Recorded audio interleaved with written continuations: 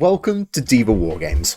I'm Patrick, and I am sick of seeing Space Marines getting gunned down by lasguns. So I'm leaning into my inner transhuman dread by making an army of Astartes using Custodes datasheets.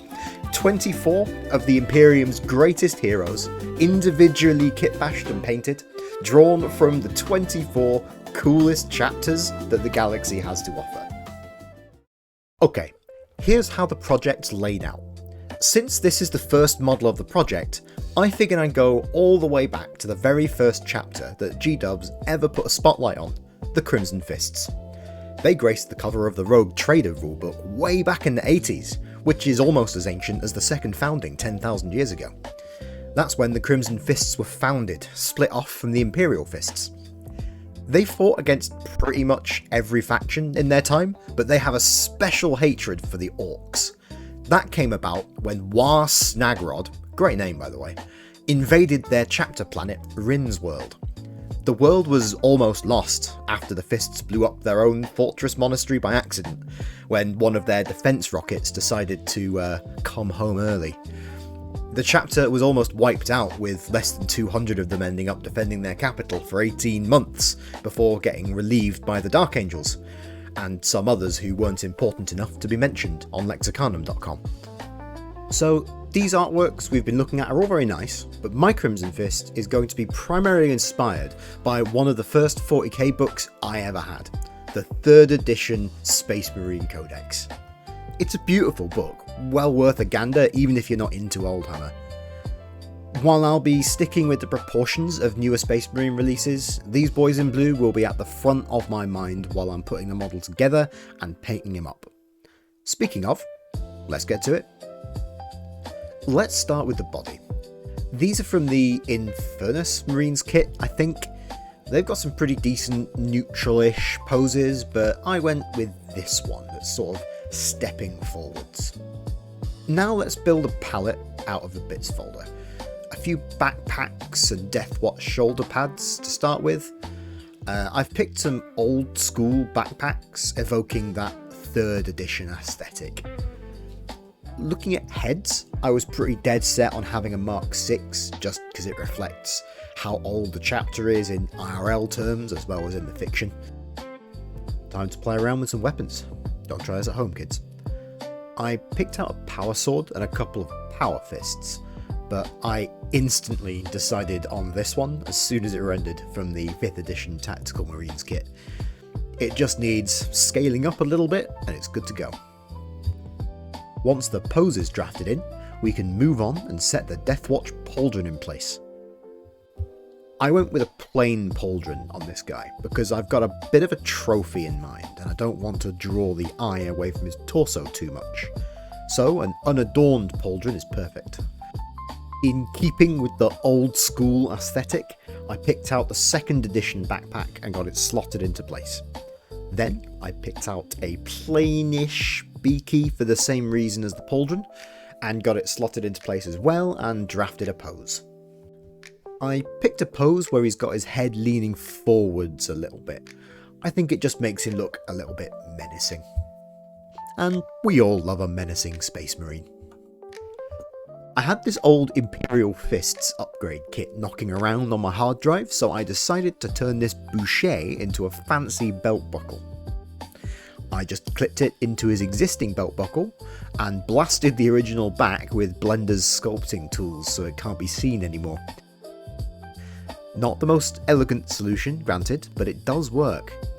After that, it just needs a little bit of fine tuning and it's good to go. I quickly pick out a pauldron for his right hand side, and then we're on to figuring out a ranged weapon to go with his power fist. I'll grab a few different bolters here, these ones from around the 5th edition period, give or take, and pick out my favourite one. Then, when I was looking for an arm to attach it to, possibly for an intercessor kit, I'm not sure, one of his arms had this longish sort of bolter in the Primaris style nestled in the crook of the arm. Like the Power Fist, I was immediately locked in with this bit. I just needed to flip it as it was a left arm, not a right arm, but then it was just a matter of sliding it into place and attaching the pauldron. I always find they're a little bit finicky to slide into place, but we'll get there in the end. After that, the only major part of the build left to go is the cape. Mandatory heroic apparel as far as I'm concerned. They're always a challenge to get right, as you've got to sort of imagine how the model's moving, and then how the cape should flow around them given that movement. I think I end up mirroring the cape in the end, but I'm pretty happy with how it turned out. Then it's just down to the fine tuning, getting the position just right, making sure it looks like it's attached to the armour in some believable way, and also has enough attachment points to the rest of the model so it's nice and solid when it gets printed. There we are. Just a little bit of resizing to make sure he's about the same size as a Custodes, and then we're on to his trio of orc heads as a trophy. I'll just do a touch of resizing on these. They can't be so big that they obscure all the detail in his torso, but equally they are orc heads, so they should be pretty hefty. I'll do a sort of test fit on his chest, but I'll end up printing them separately because I want to attach them using a piece of twisted wire. I've got to get at least a little bit of old school kit bashing in here, right? That's a wrap on the build though. Time to save him to a memory stick and then send him down to the printer. And here he is. The boy's real now. First things first though, let's get him off his supports. I always find this part super satisfying. Seeing something you made on the computer turn into a real object in your hand literally never gets old. And neither does pulling the last few supports off. Very satisfying. Here he is though, all cleaned up. No major flaws in the print, you always love to see it. Now we look at the trophy heads. I printed these with 1mm holes in them already, so I don't have to muck about trying to drill these tiny parts by hand. The Warhammer wiki says that Crimson Fists often take orc head trophies, but there's no citation of that of course, and no evidence in the art. I'm going to put them on anyway though, because I think it's cool, and just hope that Arbeiterian doesn't tell me off too badly. Right, I'll just thread this wire I twisted earlier through behind his backpack. It goes through much easier with a little bend in the end of the wire. Even so, it does take a little bit of jimmying. While I made sure I left enough space for the wire, there definitely wasn't very much in it. Making a really big loop to avoid any kinks and pulling it all through the top so it comes out, we should be all ready to start threading on his grisly trophies. Getting all of these trophies in the right place, all lined up and facing the right way, and then looping the wire through for a second time, was really awkward and annoying, so I'm just going to skip now to when I'm all done. And bam, all done. Build's complete now, so I suppose it's time to head downstairs and give him a nice couple of coats of good old-fashioned Chaos Black. Okay, time to crack on with the paint job. I'll start out with a couple of thin coats of Army Painter Terrestrial Titan. It's a nice dark-ish purple colour, and it'll look good in the low areas of the armour. Whenever you're painting blue Space Marines, I find you've really got to make sure that you don't end up with something looking like an Ultramarine at the end. I'm not knocking Ultramarines, of course, but they are the first thing that anyone thinks of when they see blue Space Marines. There we are, base coat all finished up. Time to wait for him to dry and do it all over again. Moving on to base coating all the red areas, his hands and his cape, I crack out the Corn Red from Citadel. Despite the fact that it's a base paint, I didn't get very good coverage out of it at all. This took about 3 layers to finish. Ah well, maybe I just thinned it too much. When he's off this painting base, I'll make sure to get the underside of his cape with this paint too. It's just too awkward to reach right now when he has a base. I don't need to be very careful with this either. I'll be repainting most of the model anyway, so no need to worry about all the red on the gun. There we are. A couple more coats and we'll be cooking. Moving swiftly on to my favourite recipe for metal, we'll be base coating all of the metal areas in Army Painter Death Metal. A fantastic paint with great coverage. This goes on to his Deathwatch pauldron and his gun mostly, but will also hit the lower half and mechanical gubbins on his power pack, as well as the extended rim of his right pauldron. I'm a little more careful with this paint than I was with the red, as I'll actually have to fix it if I make a mistake here. There we are, all done with the death metal. Now we move on to highlights. I grew an extra pair of hands for this bit. I'm not sure why, just don't tell the Inquisitor. Notably, I've hit all the blue sections now with Nuln oil to bring the brightness down a bit, but I very cleverly forgot to hit record for that bit. We'll hit the blue armour though with Army Painter Triumphant Navy on the raised areas, and the raised areas of the red sections with Wild Rider Red from Citadel. There we go, time to move on to the cloth. The highlights on the cape are laid down using short, sharp, horizontal strokes, as is fashionable.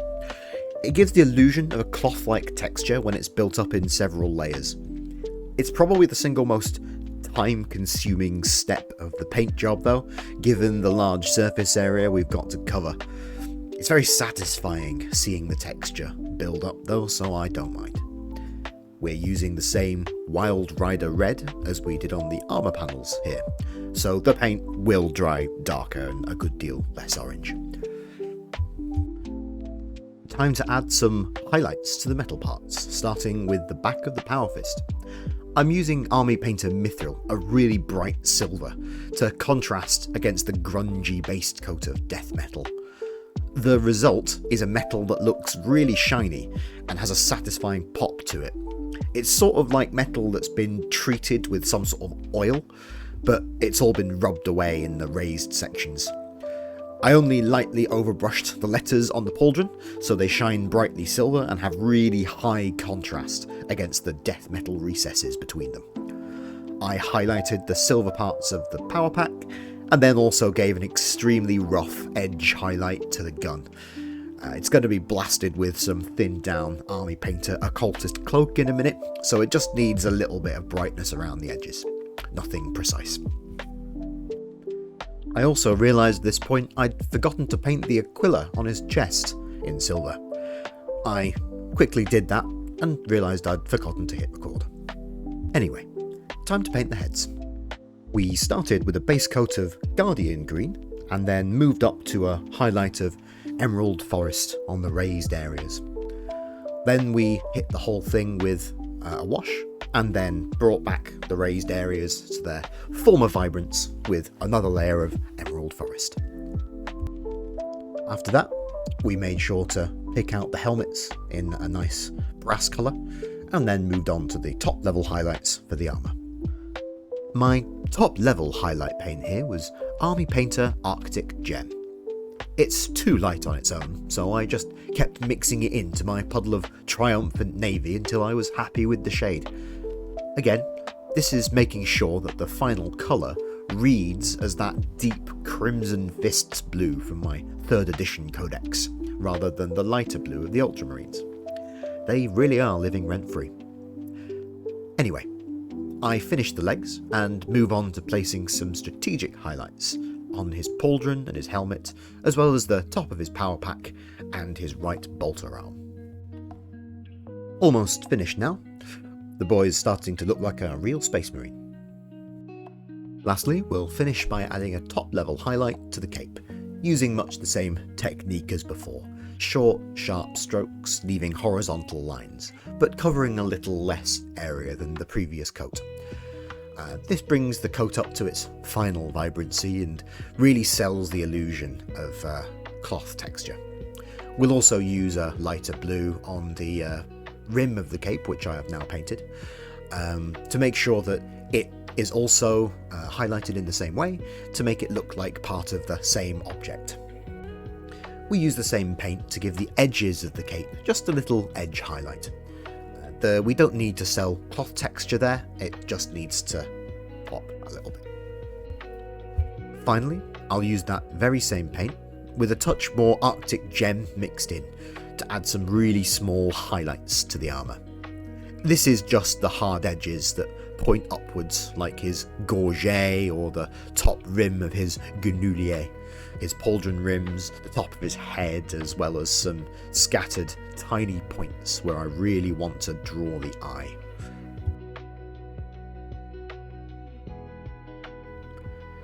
Then I added a little pink to the beanie hat of one of the orc heads. I really don't know how I missed it, as it wasn't even purple yet. Next, we add some bits of panel lining here and there to push the shadows in some of the lighter areas, as well as some bits of the power armour.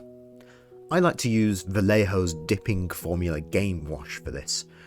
Just as a PSA, never actually dip your models in it, it's horrible.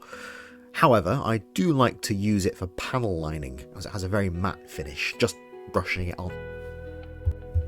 Once we've finished with the armour, we can come back in and add that boundary between the blue and red areas of the cape, just to help add a little bit of contrast. We add in a little more of our icy blue into our blue paint mix, and come back in and add another layer of highlights to the blue cloth areas of the cape. And with that, we're done. We can check our first Space Marine off the project list, another 4 more Imperial Fist successors and an actual Imperial Fist to lead them, and the first squad will be done. Enough talk about the future though, let's have the beauty shots.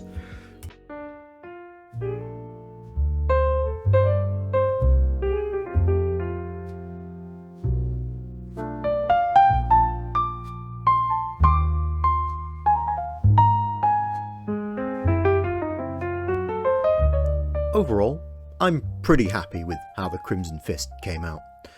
The shading on the armour is nice and smooth, with a good amount of depth to it, which I've found challenging in the past when painting dark colours. The silver on the power pack really pops as well and adds a bit of interest in the top third of the model when looked at from the back, with the lower half dominated by the cape. His dubiously lore-accurate trophies also really work well, I think, as a splash of vibrant colour that gives the model a second point of interest alongside his power fist when viewed from the front. He's by no means perfect, but it'll be a great baseline to compare against after I paint the final Space Marine of the project towards the end of 2026.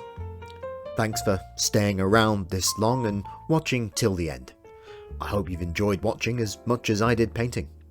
Now, over to live reaction me to reflect on how I'm going to do Space Marine number 2 even better. Well, that's a wrap on the first one, I guess. So thinking about what I did well, what I could stand to improve on with this paint job. There's a couple of things, like 3 main areas I think are the eyes, or the eye lenses to be more accurate. I certainly could stand to be more accurate. Get in focus. Yeah, so I don't think I did a particularly neat job, and I could probably stand to figure out how to put like a specular point in the corners.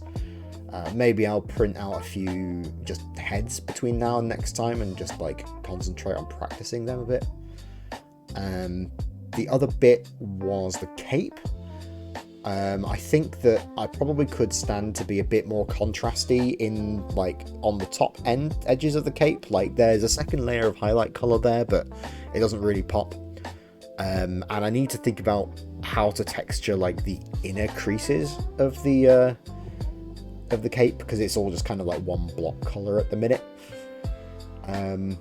Broadly speaking though, oh yeah, and the last thing was the base. I think I just rushed the base a little bit. Like the colors just aren't very clean, it's not very neatly done, but yeah, I can figure that out for next time. But yeah, I think one of the big things, learning points, was it's real hard to paint when there's a camera right in front of you. That's something that I'll get used to over time, and also like getting the actual filming right. Like, good lord, some of those shots are off. But yeah, plenty of things to learn. And if you know anything that I could do better, any constructive criticism, leave it in the comments. I'm going to read them all. If I can figure out a way of implementing constructive feedback, I'll certainly take it. Alright, well, that's all from me. And I'll see you next week with whatever Space Marine I decide to do between now and then. See ya.